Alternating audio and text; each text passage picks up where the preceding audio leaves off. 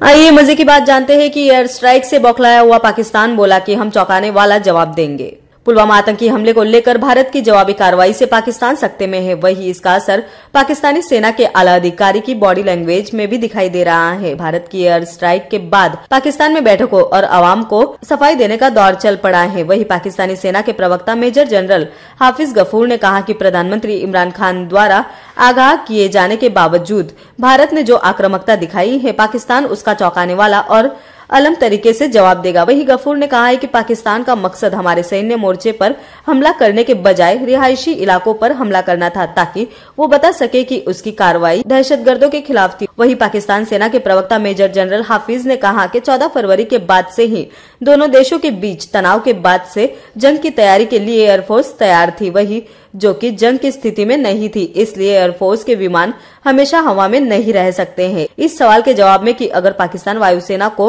भारत के हमले का पता चल गया तो भारतीय वायुसेना गिरा क्यों नहीं दिए गए। वही इसके जवाब में हाफिज गफूर ने कहा कि सबसे पहले तो भारत की तरफ से कोई भी हमला नहीं हुआ। हमला तब समझा जाता जब वे हमारे सैन्य मोर्चे पर हमला करते और हम इसके लिए तैयार थे। वही हाफिज गफूर ने कहा कि पाकिस्तानी राडार ने भारत के विमानों की मूवमेंट का पता समय रहते ही लगा लिया था। सबसे बड़े कैरन घाटी की ओर से पाकिस्तान की तरफ बढ़ी। वही जब पाकिस्तान की वायुसेना को इसका पता लगा तब तक वे नियंत्रण रेखा पार करते हुए बालाकोट की तरफ बढ़ चुके थे।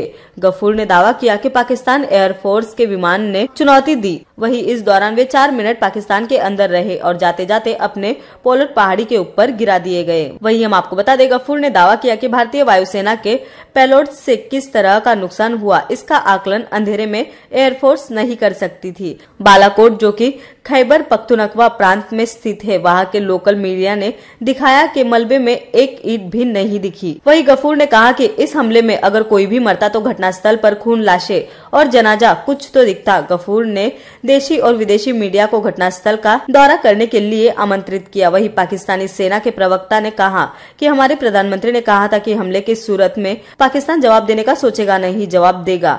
हम फिर दोहराते हैं कि हम चौंकाएंगे और हमारा जवाब अलग तरीके का होगा। उन्होंने कहा कि प्रधानमंत्री इमरान खान ने नेशनल कमांड अथॉरिटी की बैठक बुलाई है और सब जानते हैं कि ये क्या है। गफूर ने एक बार फिर गिदड़ भपकी के लहजे में कहा कि अब भारत इंतजार करे, हमने तय कर लिया है कि हम जवाब देंगे। वही हम आपको बता दें, गौरतलब है कि मंगलवार तड़के सुबह भारतीय वायुसेना के मिराज 2000 विमान ने पाकिस्तान की सीमा में 70 किलोमीटर भीतर घुसकर आतंकी कैंप को निशाना बनाया। पाकिस्तान के आतंकी ठिकानों पर ये प्रहार गोपनीय सूत्रों से मिली जानकारी के आधार पर किया गया। ये एक गैरसैन्य हमला था जिसमें ये ध्यान रखा गया कि कोई जन हानि न हो। इस ऑपरेशन में भारत ने बालाकोट में जैश ए मोहम्मद के सबसे बड़े प्रशिक्षित शिविर पर हमला कर बहुत बड़ी संख्या में जैश के आतंकी कमांडर, प्रशिक्षक और आतंकी हमलों के प्रशिक्षण के लिए आए हुए जिहादियों का सफाया कर दिया।